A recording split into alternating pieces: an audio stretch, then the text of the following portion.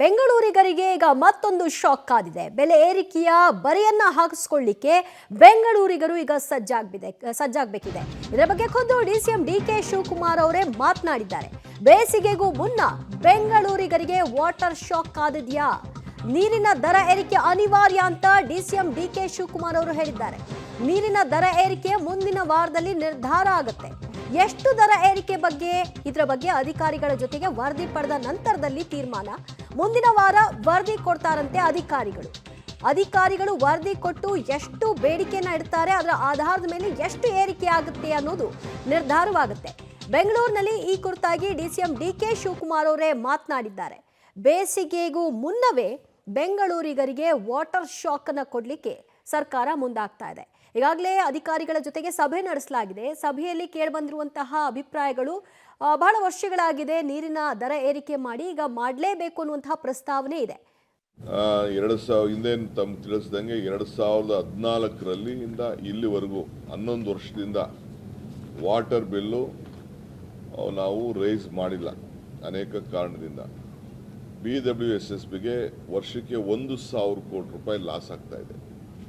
Power ಬಿಲ್ಲೇ ಹಿಂದೆ 35,000 ಕೋಟಿ ರೂಪಾಯಿ ಇತ್ತು, ಈಗ 75 ಕೋಟಿ ಆಗಿದೆ.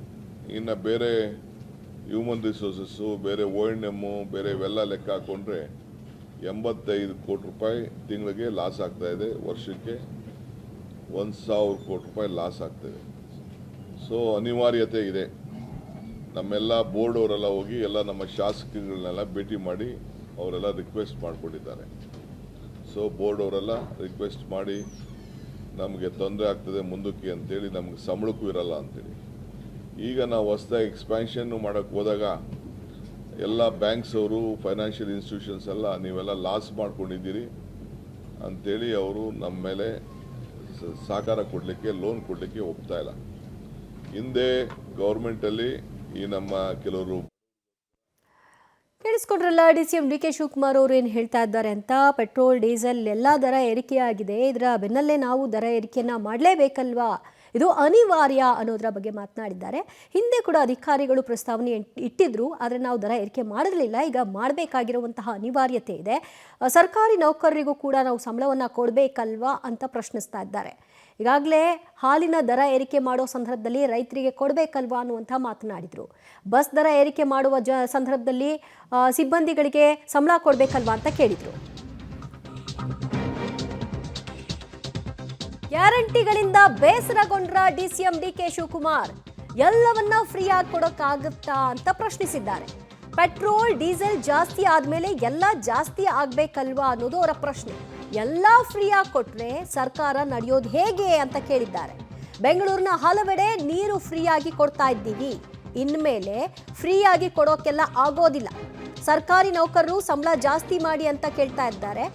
ಎಲ್ಲ ಸರಿದೂಗಿಸೋಕೆ ದರ ಏರಿಕೆ ಅನಿವಾರ್ಯ ಅಂತ ಡಿಸಿಎಂ ಡಿಕೆ ಶಿವಕುಮಾರ್ ನೀರಿನ ದರ ಏರಿಕೆಯ ಪ್ರಸ್ತಾವನೆಯ ವಿಷಯವಾಗಿ ಸಮರ್ಥಿಸಿಕೊಂಡಿದ್ದಾರೆ.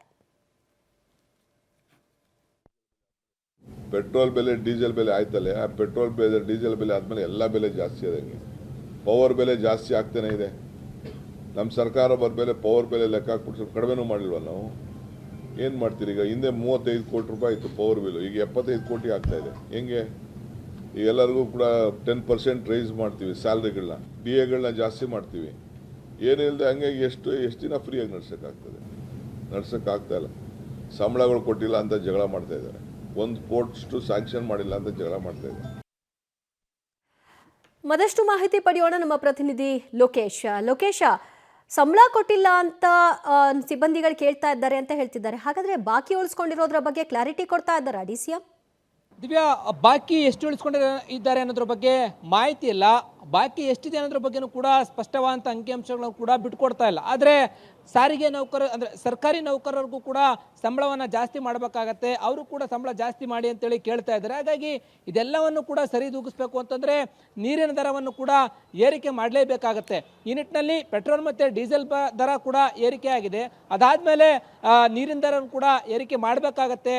ಈಗಾಗಲೇ ಜಲಮಂಡಳಿ ಸಾವಿರಾರು ಕೋಟಿ ರೂಪಾಯಲ್ಲಿ ನಷ್ಟದಲ್ಲಿದೆ. ಆ ನಷ್ಟವನ್ನು ಸರಿದೂಗಿಸ್ಬೇಕು ಅಂತಂದರೆ ಬೆಲೆ ಏರಿಕೆ ಅನಿವಾರ್ಯ ಅನ್ನೋ ರೀತಿಯಲ್ಲಿ DCM DK ಶಿವಕುಮಾರ್ ಅವರು ಹೇಳಿರುವಂಥದ್ದು. ಪ್ರಮುಖವಾಗಿ ಒಂದು ಪೈಸೆ ಏರಿಕೆ ಮಾಡಿದ್ರು ಕೂಡ ನಾಗರಿಕರು ಅದನ್ನು ಕಟ್ಟೋ ರೀತಿಯಲ್ಲಿ ಇರಬೇಕಾಗತ್ತೆ, ಅದನ್ನು ಪಾಲಿಸಲೇಬೇಕಾಗತ್ತೆ ಆ ನಿಯಮವನ್ನು ಅನ್ನುವಂಥ ರೀತಿಯಲ್ಲಿ ಅವರು ಮಾತನಾಡಿರುವಂಥದ್ದು. ಯಾಕೆಂತಂದರೆ ಎಲ್ಲವನ್ನು ಕೂಡ ಫ್ರೀಯಾಗಿ ಕೊಡಲಿಕ್ಕೆ ಆಗಲ್ಲ, ಎಲ್ಲವನ್ನು ಕೂಡ ಫ್ರೀಯಾಗಿ ಕೊಟ್ಟರೆ ಹೇಗೆ ನಡೆಸಬೇಕು, ಹೇಗೆ ನಡೆಯುತ್ತೆ ಅನ್ನೋದ್ರ ಕೂಡ ಅವರು ಪ್ರಶ್ನೆ ಮಾಡಿರುವಂಥದ್ದು. ಈ ನಿಟ್ಟಿನಲ್ಲಿ ಮುಂದಿನ ವಾರದಲ್ಲಿ ನೀರಿನ ದರ ಏರಿಕೆ ಬಗ್ಗೆ ಅಧಿಕಾರಿಗಳು ಪ್ರಸ್ತಾವನೆಯನ್ನು ಸಲ್ಲಿಕೆ ಮಾಡ್ತಾರೆ. ಆ ಪ್ರಸ್ತಾವನೆಯನ್ನು ಸಲ್ಲಿಕೆ ಮಾಡಿದ್ದಾದ ನಂತರ ಎಷ್ಟು % ನೀರಿನ ದರ ಏರಿಕೆ ಆಗೋದು ಅನ್ನೋದ್ರ ಬಗ್ಗೆ ನಿರ್ಧಾರ ಆಗುತ್ತೆ ಅನ್ನೋದನ್ನು ಆ ನೀರಿನ ದರ ಏರಿಕೆ ಬಗ್ಗೆ DCM DK ಶಿವಕುಮಾರ್ ಅವರು ಮುನ್ಸೂಚನೆಯನ್ನು ಕೊಟ್ಟಿರುವಂಥದ್ದು. ಜಲಮಂಡಳಿಯನ್ನು ಸರಿದೂಗಿಸ್ಬೇಕಾಗತ್ತೆ, ಸರ್ಕಾರಿ ನೌಕರರ ಸಂಬಳವನ್ನು ಕೂಡ ಜಾಸ್ತಿ ಮಾಡಬೇಕಾಗತ್ತೆ, ಅವ್ರಿಗಿನ ಸಂಬಳವನ್ನು ಕೂಡ ಕೊಟ್ಟಿಲ್ಲ. ಈ ನಿಟ್ಟಿನಲ್ಲಿ ಇದೆಲ್ಲವನ್ನು ಕೂಡ ನೋಡ್ಕೊಂಡ ಮೇಲೆ ನೀರಿನ ದರ ಏರಿಕೆ ಮಾಡಬೇಕು ಅನ್ನೋ ರೀತಿಯಲ್ಲಿ DCM DK ಶಿವಕುಮಾರ್ ಅವರು ಹೇಳಿರುವಂಥದ್ದು. ದಿವ್ಯಾ, ಥ್ಯಾಂಕ್ ಯು ಲೋಕೇಶ್ ನಿಮ್ಮೆಲ್ಲ ಮಾಹಿತಿಗೆ. 2000 ಹಿಂದೆ ತಮ್ಮ ತಿಳಿಸ್ದಂಗೆ 2014ರಲ್ಲಿ ಇಲ್ಲಿವರೆಗೂ 11 ವರ್ಷದಿಂದ ವಾಟರ್ ಬಿಲ್ಲು ನಾವು ರೈಸ್ ಮಾಡಿಲ್ಲ ಅನೇಕ ಕಾರಣದಿಂದ. BWSSBಗೆ ವರ್ಷಕ್ಕೆ 1,000 ಕೋಟಿ ರೂಪಾಯಿ ಲಾಸ್ ಆಗ್ತಾ ಇದೆ.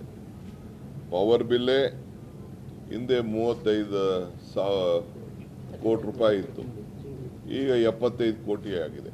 ಇನ್ನು ಬೇರೆ ಹ್ಯೂಮನ್ ರಿಸೋರ್ಸಸ್ಸು, ಬೇರೆ O&M, ಬೇರೆ ಇವೆಲ್ಲ ಲೆಕ್ಕ ಹಾಕೊಂಡ್ರೆ 85 ಕೋಟಿ ರೂಪಾಯಿ ತಿಂಗಳಿಗೆ ಲಾಸ್ ಆಗ್ತಾ ಇದೆ. ವರ್ಷಕ್ಕೆ 1,000 ಕೋಟಿ ರೂಪಾಯಿ ಲಾಸ್ ಆಗ್ತಾಯಿದೆ. ಸೊ ಅನಿವಾರ್ಯತೆ ಇದೆ. ನಮ್ಮೆಲ್ಲ ಬೋರ್ಡ್ ಅವರೆಲ್ಲ ಹೋಗಿ ಎಲ್ಲ ನಮ್ಮ ಶಾಸಕಗಳನ್ನೆಲ್ಲ ಭೇಟಿ ಮಾಡಿ ಅವರೆಲ್ಲ ರಿಕ್ವೆಸ್ಟ್ ಮಾಡಿಕೊಂಡಿದ್ದಾರೆ. ಸೊ ಬೋರ್ಡ್ ಅವರೆಲ್ಲ ರಿಕ್ವೆಸ್ಟ್ ಮಾಡಿ ನಮಗೆ ತೊಂದರೆ ಆಗ್ತದೆ ಮುಂದಕ್ಕೆ ಅಂತೇಳಿ, ನಮ್ಗೆ ಸಂಬಳಕ್ಕೂ ಇರಲ್ಲ ಅಂತೇಳಿ ಈಗ ನಾವು ಹೊಸದಾಗಿ